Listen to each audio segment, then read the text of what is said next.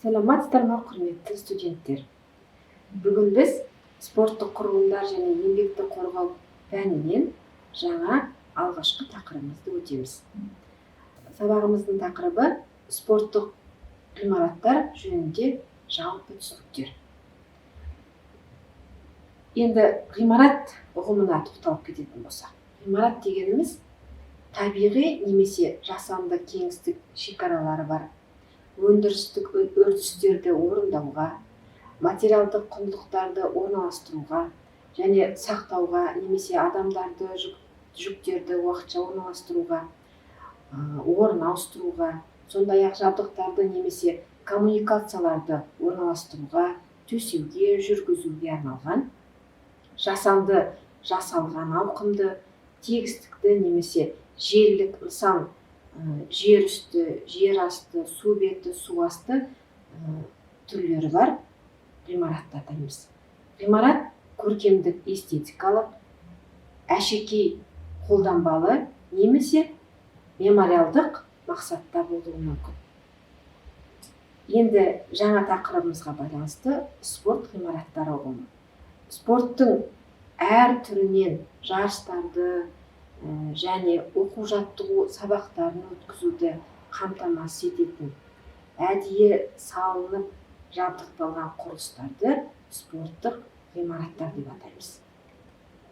Спорттық ғимараттардың үш сипаты болады.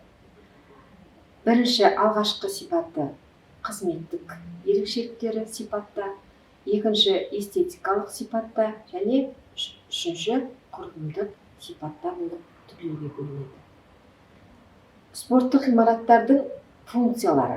Қандай функциялары бар екен?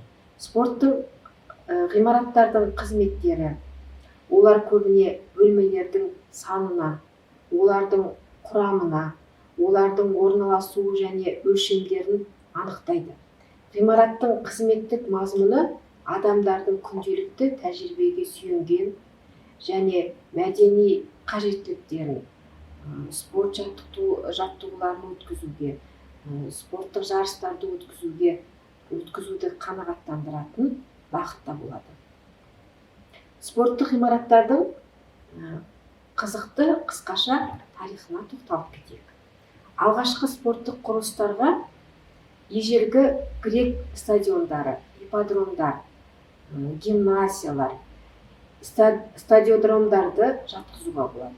Олар ежелгі Олимпия, Милет, Афина, Рим қалаларында да біздің дәуірімізге дейін 8-ші ғасырларда пайда болған, салынған. Таңғажайып спорттық құрылыстар ежелгі Римдегі Колизей және ипподромды ерекше айтуға болады. Бұлар сәулет ескерткіштерді жаңағы қазіргі уақытта да өзінің көлемімен, әдемілігімен туристерді, әлем жұртшылығын қызықтырып жүрген сәулет ескерткіштері болып саналады. Мысалы, Колизейдегі тастан жасалған трибуналарға 50 мыңнан астам адамды сыйғызуға болады екен. Ал екі доңғалақты күймемен жарысуға арналған жаңағы Римдағы ипподром трибуналары 250 адамнан астам адамды отырғыза алады екен.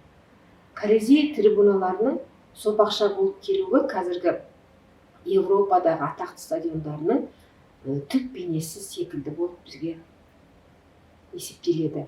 Орта ғасырда католик шіркеуі олимпиадалық ойындардың өткізілуіне рұқсат еткен жоқ. Феодосий бірдің кезінде тіпті олимпиадалық ойындар, спорттық жарыстардың бәрі тоқтатылған болатын. Европаның әр түрлі елдерінде спорт құрылыстарын салуды қолға алу ісі, халықаралық спорттық байланыстардың дамуы, қоғамдық құрылыстардың пайда болуы тек қана 19-шы ғасырдың аяғында ғана басталған болатын. Міне бейнеде өздеріңіз Колизей амфитеатрының бейнесін көріп тұрсыздар. Спорт ғимараттары сұрыпталуына сәйкес үш түрге бөлінеді. Негізгі ғимараттарға спорт алаңдар, спорттық стадиондар, спорттық ареналар, спорттың негізгі түрлеріне салынған арнайы негізгі ғимарат жатқызылады. Екінші қосалқы ғимараттар бұл спорт сарайларын жарықпен, сумен және жылумен, техникалық жағдайлармен қамтамасыз ететін қосалқы ғимараттар болып саналады. Және соңғы көрермендер үшін арнайы ғимараттың сұрыпталуы, яғни фойелер, асханалар, көрермендердің демалып отыратын бөлмелері және қонақ үйлер осы көрермендер үшін сұрыпталуы, ғимараттардың сұрыпталуы болып саналады. Енді спорттық ғимараттардың негізгі түрлеріне ашық және жабық стадиондар болып түрлерге жатқызылады. Ашық стадиондар кешенді және жеке стадиондар болып, жабық стадиондар кешенді және жеке стадиондар болып түрлерге бөлінеді. Ашық кешенді спорт құрылыстарына жеке тоқталып кетейік. Ашық кешенді спорт құрылыстарына стадиондар үлкен, орташа және кіші стадиондар болып түрлерге бөлінеді. Спорт алаңдары және жүзу, есу станциялар жатады. Ашық жеке спорт құрылыстарына футбол алаңы, допты хоккей, дене тәрбиесі шерулерін өткізуге арналған орындар, гимнастикалық өнер көрсету, волейбол, баскетбол, акробатика, бокс, күрес сияқты, ауыр атлетика сияқты жарыстарды өткізуге арналған спорттарды арналған кешенді орындар ашық кешенді спорт құрылыстары болып аталады.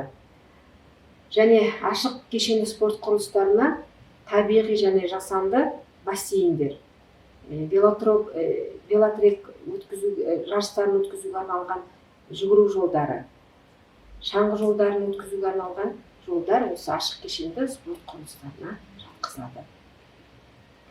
Бейнеде көрсетіліп тұрғандай, ашық кешенді спорт құрылысы жүгіру жолдары бар және көрермендерге арналған трибуналарды орналастырған. Спорт құрылыстардың көбеюі мен жетілдіру бәрінен бұрын олимпиадалық спорт ғимараттарын салуға мүмкіндік берді. Көлемін жоспарлау, құрылымы бойынша ашық немесе жабық түрлері деп түрлерге бөлінуі, құрылыстың табиғи немесе жасанды жарық беруі, оңтайлы микроклимат, оның ішіндегі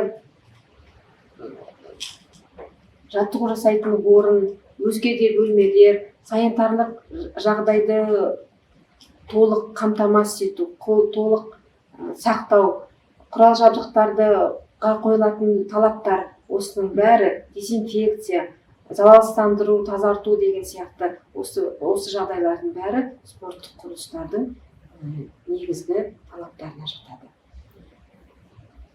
Құрметті студенттер, бүгінгі спорт ғимараттары туралы түсінік тақырыбындағы сабағымыз аяқталды. Сау болыңыздар.